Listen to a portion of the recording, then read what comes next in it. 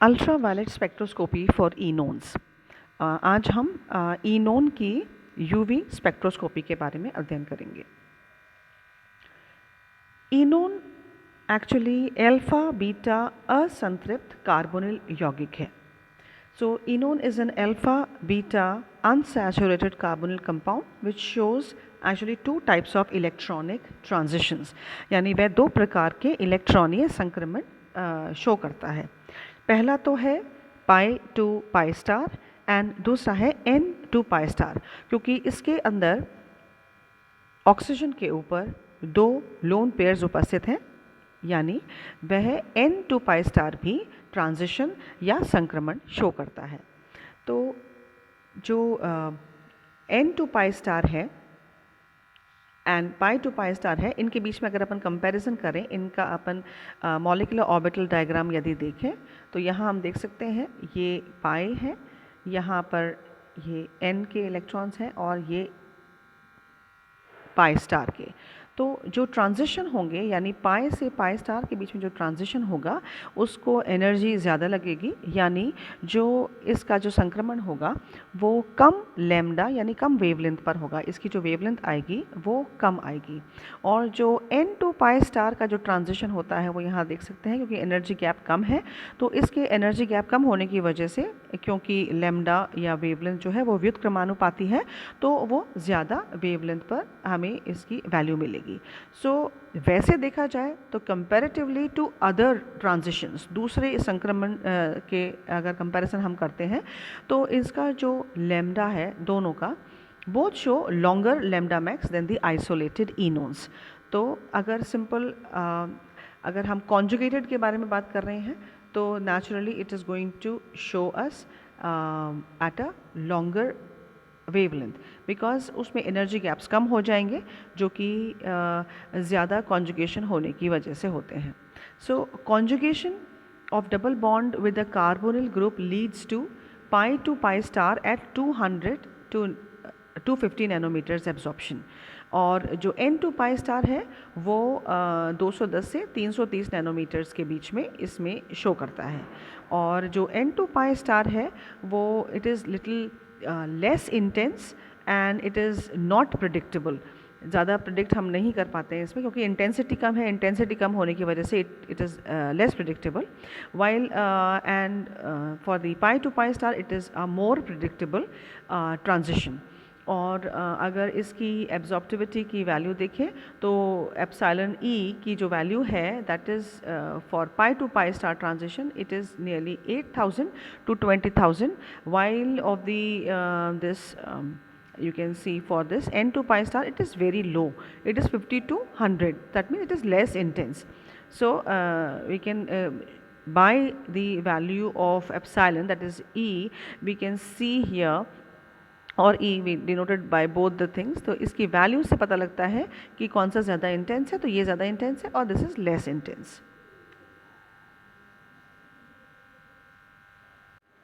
Now अगर conjugation में ये इनोन्स प्रेजेंट होते हैं, यानी और भी डबल बॉन्ड्स अगर उसमें प्रेजेंट होते हैं, तो हम जानते हैं कि जो एनर्जी गैप्स हैं होमो और ल्यूमो का वो और भी कम हो जाता है, यानी जो इलेक्ट्रॉनिक ट्रांजिशंस हैं उसके लिए अब कम ऊर्जा की आवश्यकता होती है।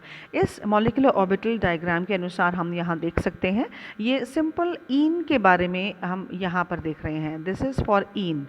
अगर एक कोई ईन है यानी एक डबल बॉन्ड है, ये उसका ट्रांजिशन है, यहाँ पर जो है ये कार्बोनिल का ट्रांजिशन है, और ये जब दोनों उपस्थित होते हैं इनके कॉन्जुगेशन से क्या फ़र्क पड़ रहा है कि ये एनर्जी गैप जो है ये कम हो रहा है। यहाँ पे पाई टू पाई स्टार का ट्रांजिशन के लिए ज़्यादा एनर्जी की आवश्यकता है, यहाँ पर एन टू पाई स्टार यहाँ पर ये भी है और पाई टू पाई स्टार ट्रांजिशन भी यहाँ पर उपस्थित है। तो इसमें देख सकते हैं हम एनर्जी गैप जो है वो दोनों का यहाँ डिफरेंस पता लग रहा है, लेकिन अगर दोनों उपस्थित हैं तो अब यहाँ पर जो ट्रांजिशंस होंगे वो from here to here, psi 2 से साई 3 के बीच में ट्रांजिशन होगा, और या फिर n to psi 3। So this is ये जो n टू साई 3 है, this is n to pi star transition, and psi 2 to psi 3 will be the pi to pi star transition. So इसकी वजह से एनर्जी गैप कम हो रहा है और कम एनर्जी गैप होने की वजह से इसका जो एब्जॉर्प्शन होगा वो ज़्यादा वेवलेंथ पर होगा। सो this is the reason why they show at a higher wavelength.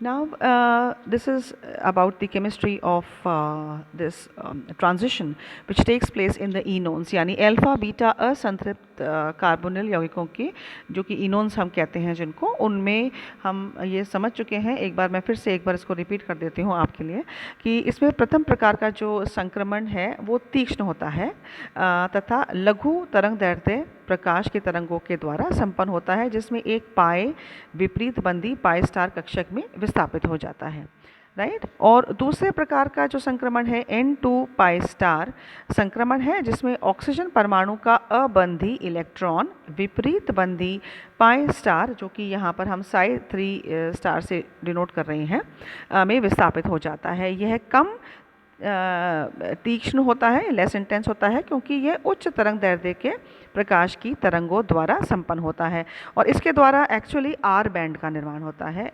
ये आप एक बार समझ लें, इसका आर बैंड का निर्माण इसमें होता है।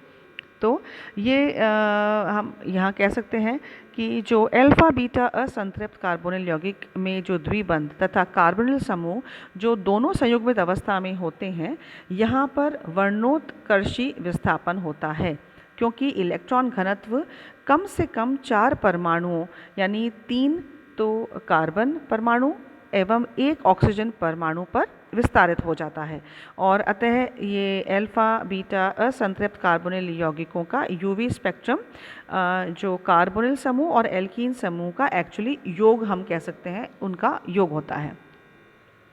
नाउ कार्बोनिल और एल्कीन समूह संयुग्मन अवस्था में होने के कारण ये पाई टू पाई स्टार, ये हम देख चुके हैं, पाई टू पाई स्टार तथा N2 पाई स्टार दोनों प्रकार के संक्रमण पाए जाते हैं, यहाँ हम इसमें देख ही रहे हैं। उपयुक्त ऊर्जा जो इसका जो स्तर है, और हम इसे होमो और ल्यूमो समझ में ही आ रहा है। होमो यानी highest occupied molecular orbital and LUMO is the lowest unoccupied molecular orbital, यानी जिसमें इलेक्ट्रॉन्स भरे हुए हैं और जिसमें खाली हैं उसमें वो इलेक्ट्रॉन्स को ट्रांसफ़र करेगा या it will get excited to that higher level. और ऊर्जा स्तर की जो ऊर्जा दोनों समूह यानी एल्कीन और कार्बोनिल के पाई स्टार ऊर्जा स्तरों की तुलना में अधिक होती है, यहाँ हम देख चुके हैं। तो ये जो इसमें ऊर्जा स्तर आप समझ सकते हैं, मैं फिर रिपीट कर रही हूँ, जो ऊर्जा स्तर इसमें चित्र से हम ये देख सकते हैं कि जो Psi2 है यानी होमो ऊर्जा स्तर की ऊर्जा दोनों समूहों यानी इससे अधिक है। इसमें आप देख सकते हैं यहाँ पर, इसको अगर आप कंपैरिजन करें यहाँ से और इसको कंपैरिजन करें यहाँ से, तो ये इसकी वैल्यू हायर साइड में आ चुकी है, जो कि एल्कीन में थी ये थोड़ी कम थी, इसकी इधर कार्बन में भी कम थी, लेकिन जब ये दोनों संयुग्मन में है तो इसकी Psi2 की वैल्यू भी थोड़ी हायर लेवल पे आ गई है, राइट। तो और जो पाई स्टार की वैल्यू है वो भी इन दोनों की कम हो गई है। तो यहाँ पर इनकी वैल्यू ये थी और इससे ये कम पर आ गई है। Psi3 है यहाँ पे ल्यूमो और इनके पाई स्टार की वैल्यू से ये Psi3 कम है। तो now this gap is being reduced, ये गैप कम हो गया है और गैप कम होने की वजह से ऊर्जा जो चाहिए होगी वो कम चाहिए होगी इस संक्रमण के लिए। तो कम होने की वजह से इसका जो वेवलेंथ है वो हायर साइड में होगा। This is I think very clear about it. So अतः हम कह सकते हैं संक्रमण उच्च तरंग दैर्ध्य की परास वाली तरंगों के द्वारा संपन्न होता है। नाउ 275 से 300 नैनोमीटर क्षेत्र में एक वर्जित बैंड की उपस्थिति यौगिक में एल्डिहाइड तथा कीटोनिक समूहों की उपस्थिति को दर्शाती है। ये आप एक बार ध्यान से सुन लें, मैं फिर से रिपीट कर रही हूँ, यानी 275 से 300 नैनोमीटर क्षेत्र में एक वर्जित फॉरबिडन बैंड की उपस्थिति यदि है तो यौगिक में एल्डिहाइड अथवा कीटोन समूह की उपस्थिति को वह दर्शाता है। और यदि कोई ध्रुवीय समूह कार्बन परमाणु के साथ अक्षीय तथा भूमध्यीय अवस्था में जुड़ा हुआ है तो उसका अधिकतम अवशोषण तरंग दैर्ध्य निम्न प्रकार से प्रभावित होता है। यानी अक्षीय अवस्था में जुड़े समूह के द्वारा लैम्डा मैक्स का मान अधिक वृद्धि करता है, जबकि भूमध्यीय समूह के द्वारा कम विस्थापन उसका होता है। नाउ इन अ डिटेल्ड वे हम इसको समझ सकते हैं कि यहाँ पर इट इज़ बिकॉज ये एनर्जी गैप कम है, उसकी वजह से जो लैम्डा की वैल्यू है वो ज़्यादा पर आती है। That is for extract we can understand it. Now Woodward and Fizer rules for enons. Now हम Woodward and Fizer rule पहले ईन्स में कर चुके हैं, डाई ईन्स में कर चुके हैं, तो इसको मैं ज़्यादा डिटेल में ना लेते हुए मैं आपको एक टेबुलर फॉर्म में, टेबल फॉर्म में मैं आपको यहाँ पर शो कर रही हूँ, लेकिन थोड़ा सा आप इसको समझ लें कि जो अल्फ़ा बीटा अनसैचुरेशन है उसको हम किस प्रकार से देखेंगे। तो यहाँ ये जो कार्बोनिल है इसके पास वाला जो कार्बन है इसको हम अल्फ़ा कहेंगे, this is alpha, this is beta, right. और अगर इसके आगे भी कॉन्जुगेशन हो जाता है तो ये अल्फ़ा है, ये बीटा है, ये गामा है, ये डेल्टा है, right. So we have to understand that इन पर यदि कोई सब्स्टिट्यूएंट या विस्थापी कोई अटैच्ड है तो उनके लिए हमें लैम्डा का मान इसमें जोड़ना पड़ेगा और सबके लिए अलग अलग मान होगा। अगर वह अल्फ़ा पर उपस्थित है या बीटा पर या गामा पर या डेल्टा पर तो उसके अनुसार हमें इनकी वैल्यूज़ को ऐड करना पड़ता है। और इस टेबल में हम देख सकते हैं कि यहाँ पर मैंने आपको शो किया हुआ है कि ये जो बेस वैल्यूज़ हैं हमें अलग अलग प्रकार से यहाँ पर यूज़ करनी है। 6 मेंबर्ड रिंग के लिए वैल्यू है 215, 5 मेंबर्ड रिंग की यदि है तो it is 202, a cyclic dienones यदि है तो 245, एल्डिहाइड एस्टर एंड एसिड्स में अगर है तो 208, और बाकी ये सब्स्टिट्यूएंट्स की वैल्यूज़ हैं जो मैं आपको यहाँ पे बता चुकी हूँ कि अल्फ़ा बीटा एंड गामा की वैल्यूज़ पर ये डिपेंड करेंगी। जैसे एक सिंपल मैं बता रही हूँ, एल्किल ग्रुप या रिंग रेसिड्यू यदि है और अल्फ़ा बीटा गामा पर है तो उसकी अल्फ़ा के लिए 10, बीटा के लिए 12 और गामा के लिए 18 हमें जोड़ना पड़ेगा, राइट। अगर डबल बॉन्ड एक्सटेंशन हो रहा है तो वो तो 30 है जो कि ईन्स में भी होता है। फिनाइल ग्रुप यदि है और बीटा पर पोजीशन है तो 60 हमें ऐड करना पड़ेगा। तो this way we have to calculate the value of lambda max for the enones, right. And और भी अगर देखिए और भी सब्स्टिट्यूएंट्स उपस्थित हैं तो उनका भी हम देख लेते हैं। दिस इज़ फॉर OH का मैं बता ही चुकी हूँ, सॉरी एल्किल ग्रुप का बता चुकी हूँ। OH के लिए अल्फ़ा बीटा गामा की वैल्यूज़ के लिए 35, 30 एंड 18 है। एल्कोक्सी के लिए है अल्फ़ा बीटा गामा डेल्टा के लिए 35, 30, 17 एंड 31, यानी पोजीशंस हमें दिखनी पड़ेगी किस पोजीशन पे वो उपस्थित है। इसी तरीके से बाकी सारे क्लोरीन, ब्रोमीन, NR2 और एक्सोसाइक्लिक डबल बॉन्ड यदि उपस्थित है उनके लिए 5 ही है जैसे कि डाइन्स में होता था। होमोसाइक्लिक डाइन्स कंपोनेंट के लिए हमें 39 यूज़ करना होगा। So these are the values which we have to learn and then we can calculate the lambda max, हम लैम्डा मैक्स की वैल्यू का मान निकाल सकते हैं। तो this is very important that Woodward Fieser के द्वारा जो इनोन्स के अधिकतम अवशोषण यानी अवशोषण तरंग दैर्ध्य या लैम्डा मैक्स का मान हम ज्ञात करने के लिए इन नियमों का पालन करते हैं। और इसको स्कॉट ने थोड़ा इसको परिवर्तित भी किया था तो उससे कंबाइंड हम इनकी वैल्यूज़ हम देख सकते हैं। This is very clear and we will be talking about more examples with it. So I will finish here with the Enon's Woodward-Fieser rules. Now दूसरा है solvent correction, अगर हमें इसमें अगर करना हो, जैसे कि जैसे कॉन्जुगेटेड जो एल्कीन्स होती हैं उसमें भी लैम्डा मैक्स के मान में परिवर्तन आता है according to the solvent effect. So unlike conjugated alkenes, a solvent does have an effect on lambda max of these इनोन्स, यानी इन पर भी प्रभाव पड़ेगा किसका, कि कौन सा हमने सॉल्वेंट यूज़ किया है। तो थोड़ा सा वैल्यूज़ याद रखने की ज़रूरत है कि कॉमन सॉल्वेंट करेक्शंस क्या क्या हैं। मेनली अगर हमें लैम्डा मैक्स के मान हैं, वाटर अगर सॉल्वेंट है तो +8 ऐड करना है, इथेनॉल मिथेनॉल में हमें कुछ नहीं ऐड करना है, क्लोरोफॉर्म की वैल्यूज़ में यहाँ पर माइनस की वैल्यूज़ हैं, and then dioxane -5, ether, and these are the values we have to do the corrections. यानी लैम्डा मैक्स में जोड़ना या घटाना है अगर हमें सॉल्वेंट दिया हुआ हो और सॉल्वेंट के करेक्शंस हमें करने हों, तो क्योंकि सॉल्वेंट भी प्रभाव डालता है लैम्डा मैक्स की वैल्यू पर. Now let us see the solvent effect. Now I am coming on first transition, that is N2 pi star transition पे किस प्रकार से सॉल्वेंट यानी विलायक का असर होता है. तो इसमें जो शिफ्ट होता है that is a hypsochromic shift, यानी हायर एनर्जी शिफ्ट इसके अंदर होता है. फॉर द केस हायर भी हो सकता है और लोअर भी हो सकता है. That we will see how it is happening. Non polar solvent है, I am repeating, non polar solvent यदि है और N2 पाई स्टार ट्रांजिशन यदि ये हो रहा है, यहाँ पर हम देख सकते हैं this is N2 pi star transition, और यदि हम एक पोलर सॉल्वेंट में इसको डाल दें इनोन को, तो इनके एनर्जी गैप बढ़ जाते हैं.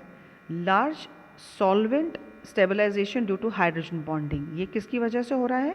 क्योंकि ये जो लोन पेयर्स हैं ऑक्सीजन के ऊपर, ये जो पोलर ये मॉलिक्यूल है, water is a polar molecule, right, and इसमें this will be partially negative charge on the oxygen and partially positive charge on this hydrogen, right. Positive will be attracted to this and there will be hydrogen bond between it. तो इसमें ये जो molecule है ये ज़्यादा stabilise हो जाएगा, या जो इलेक्ट्रॉन्स हैं ये स्टेबलाइज हो जाएंगे, और स्टेबलाइज होने की वजह से इनके ट्रांजिशन नहीं हो पाएंगे. तो इसमें we can say this is the reason why because of its stabilization, इसमें जो एनर्जी गैप है वो ज़्यादा हो जाएगा पोलर सॉल्वेंट की वजह से, और एनर्जी गैप ज़्यादा होने की वजह से ये हिप्सोक्रोमिक शिफ्ट शो करेगा, यानी कि ये as compare to N2 pi star transition, जो जितना इसमें एनर्जी लग रही है उससे ज़्यादा एनर्जी लगेगी, यानी ये कम वेवलेंथ पर कम तरंग दैर्ध्य पर ये अपना ट्रांजिशन शो करेगा. That is, we can say higher energy side और lower wavelength side और hypsochromic shift ये show करेगा यदि polar solvent उपस्थित है. So I am repeating. So the effect of polar solvent on N2 pi star transition, right? The ground state is more polar than the excited state, right? And the hydrogen bonding solvents interact more strongly with unshared electron pairs in the ground state molecules, और इसमें इसका stabilization यानी ये स्थिरता आ जाएगी ज़्यादा, तो उसकी वजह से एनर्जी गैप ज़्यादा हो जाएगा, और ये हिप्सोक्रोमिक शिफ्ट शो करेगा in the polar because of the polarity of the solvent, polar solvent. Now second, in most pi to pi star transition, इसमें पाई टू पाई स्टार में क्या होगा? This is going to result into a bathochromic shift, यानी lower energy में ये result करेगा. और ये किस लिए है कि इसमें large energy lowering caused by the solvent interaction, solvent का इंटरेक्शन होगा पोलर से, हायर जो इसकी साइड है एक्साइटेड स्टेट की जो साइड है उसकी वैल्यू कम हो जाएगी पाई स्टार की, right, and this is going to lower the gap between pi to pi star. और एनर्जी गैप कम हो गया, यहाँ पर एनर्जी गैप कम हो जाएगा, और कम होने की वजह से इसकी जो ट्रांजिशन है वो हायर वेवलेंथ पे होगी. तो पोलर सॉल्वेंट की वजह से पाई टू पाई स्टार की ट्रांजिशन जो है वो बैथोक्रोमिक शिफ्ट पर जाएगी. तो इसको हम ये निष्कर्ष निकाल सकते हैं कि यदि आपने इसमें कोई सॉल्वेंट, हम पोलर सॉल्वेंट यदि लेते हैं, तो that polar solvent is going to